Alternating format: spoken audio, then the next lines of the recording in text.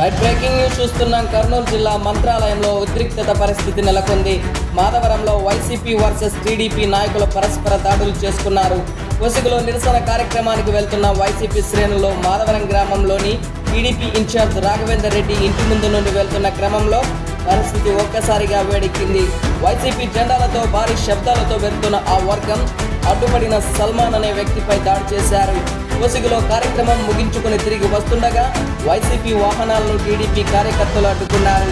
దీంతో ఆ వాహనాల్లో ఉన్న వ్యక్తులు అక్కడి నుంచి పరారవగా ఆగి ఉన్న తుఫాన్ కారును టీడీపీ కార్యకర్తలు నిప్పంటించినట్లు సమాచారం.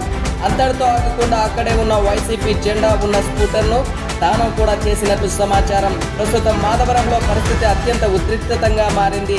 ఈ ఘర్షణలకు సంబంధించిన పూర్తి వివరాలు తెలియాల్సి ఉంది. పోలీసులు ఈ ఘటనపై కేసు నమోదు చేసి దర్యాప్తు చేస్తున్నట్లు సమాచారం.